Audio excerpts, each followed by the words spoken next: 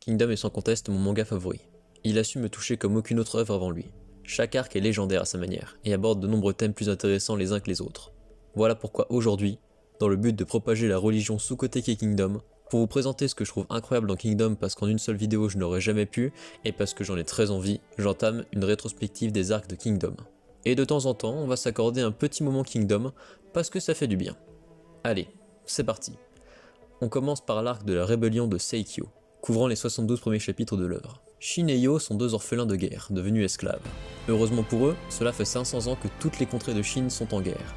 Il est donc possible de faire ses preuves par la guerre pour être anobli. Ainsi, il se livre plus de 1200 batailles pour s'entraîner au combat.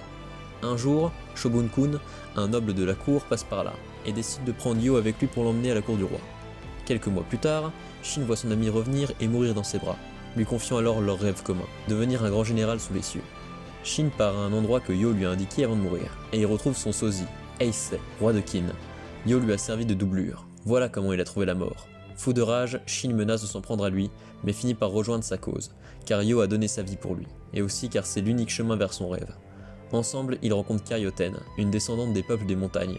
C'est d'ailleurs avec l'aide de ces peuples qu'Eisei reprend son trône à son frère. Cependant, le chemin de nos héros ne fait que commencer, car Sei envisage d'unifier la Chine.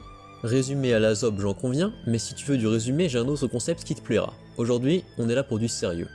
Alors, en quoi selon moi, Hara a réussi à pondre l'un des meilleurs premiers arcs, tout manga confondu, qui posera de solides bases pour la suite de son histoire.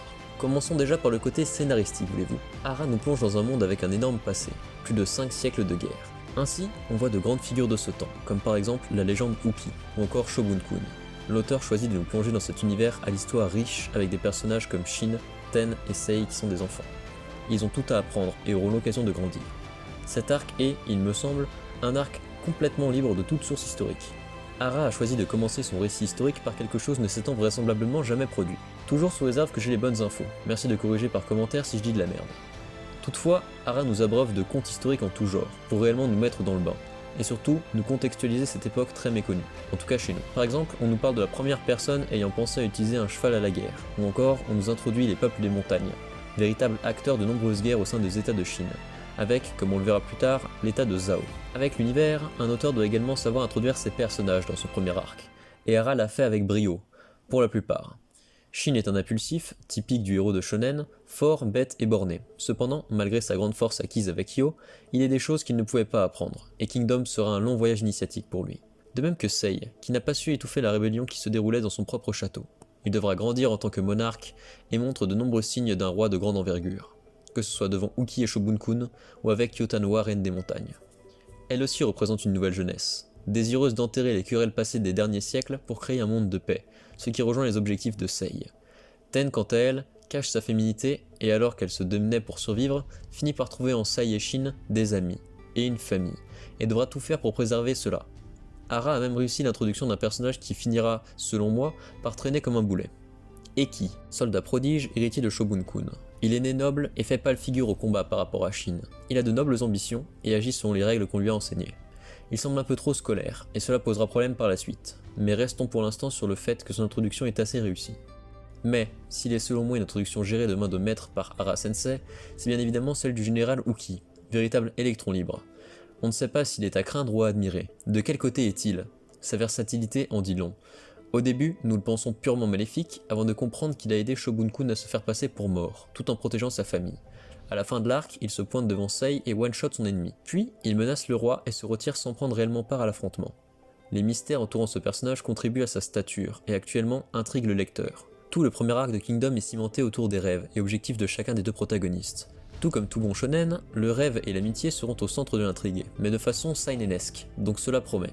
De plus, Hara rivalise d'ingéniosité pour toujours surprendre le lecteur, en empruntant des chemins escarpés. De même, la mort de Yo n'était pas forcément nécessaire, car non historique, et Shin possédait déjà son rêve avant la mort de son camarade. Pourtant, cette mort permet à Kingdom d'avoir un ton sérieux, et de rapidement faire évoluer son héros.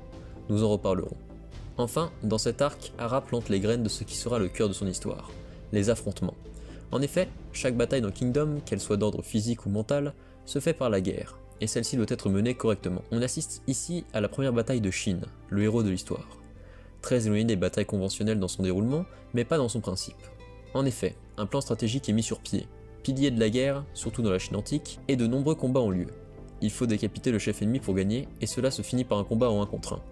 Il plante la graine des futurs arcs de Kingdom. De même que la dichotomie entre Sei et Shin est plantée, celle entre la guerre et la politique l'est également. Cette guerre résulte d'un énorme complot politique organisé par le frère du roi, Saikyo. On parle aussi dans cet arc d'alliance et de réconciliation entre deux peuples longtemps opprimés l'un vis-à-vis de l'autre. Tout ici, de la guerre à la politique en passant par la stratégie, semble rudimentaire lorsque l'on connaît la suite de l'œuvre. Néanmoins, Hara a semé toutes ses graines. Voilà de quoi Kingdom va parler. Achetez votre ticket. On a pas mal parlé de la forme, intéressons-nous un peu au fond, au thème abordé par l'auteur à travers cet arc charnière dans son histoire. Tout d'abord, le thème le plus évident est celui du rang social. Il est incarné par Shin, l'esclave, qui côtoie de près le roi. Il le tutoie, ce qui insurge les soldats. Il grimpe la montagne bien mieux que la noblesse. Ils le disent avec Ten d'ailleurs, les jambes de paysans sont plus habituées que celles des nobles à être utilisées. Celui-ci reproche aussi à Eki d'avoir usurpé sa place grâce à sa fame et son argent.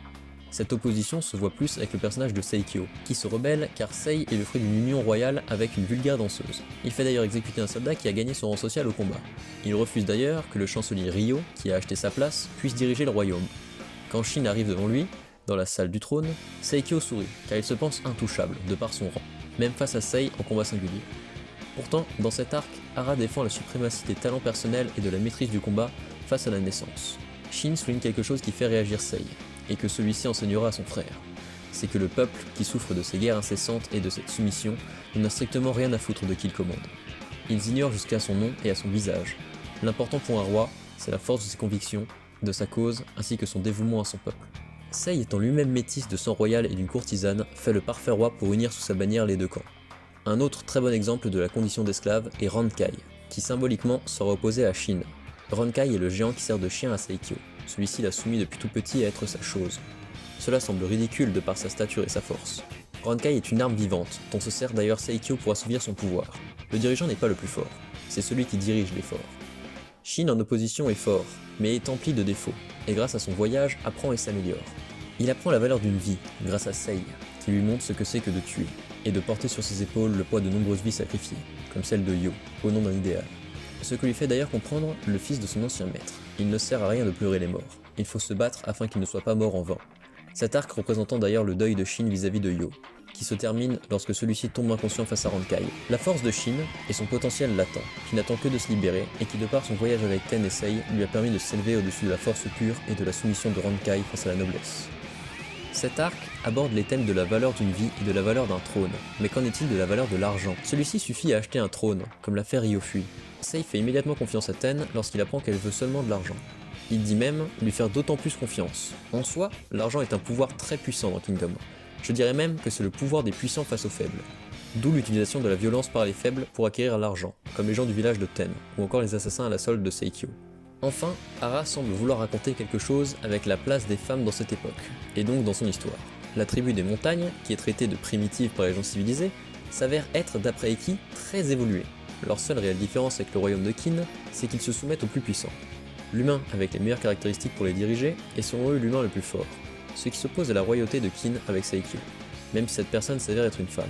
Les peuples des montagnes ont reconnu sa force et la suivent. De même, Ten, pour survivre dans ce monde de violence, se fait passer pour un homme, afin de survivre.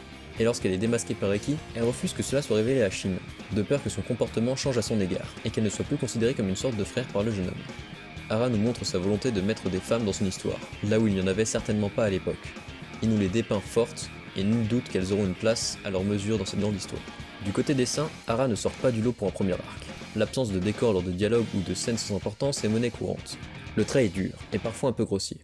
Par contre, lors des scènes comiques, son dessin assez cartoon pour du seinen fait réellement le taf, et on observe quelques jolies chorégraphies de combat. J'adore le style d'Hara, mais il faut bien reconnaître que ce n'est pas ce qui a fait de plus beau. Et c'est normal, dans un premier arc, les auteurs ne se concentrent pas trop sur les détails. Ce n'est qu'une fois que l'histoire est bien implantée que cela devient réellement le cas. Et Hara nous fera profiter plus tard du génie de son trait. Cet arc est clairement un des meilleurs premiers arcs de manga que j'ai lu, et pour cause. Hara prend le temps de semer toutes les graines dont il aura besoin pour la suite. 72 chapitres, c'est un certain nombre pour un premier arc, on ne va pas se le cacher. Et je comprends parfaitement qu'il a découragé certaines personnes de se lancer dans ce manga. Arriver dans un univers déjà établi d'une culture qui nous est inconnue est déconcertant, et peut paraître compliqué. Pourtant, lorsque l'on s'intéresse à l'histoire, Hara nous donne de quoi nous mettre sous la dent, en termes d'enjeux, de promesses ou encore de mystères. Pour ma part, je trouve qu'il est aisé d'être rapidement pris d'envie de lire Kingdom en enchaînant les chapitres tellement c'est prenant. En attendant, je vous dis à la prochaine, direction les plaines de Dakan la prochaine fois.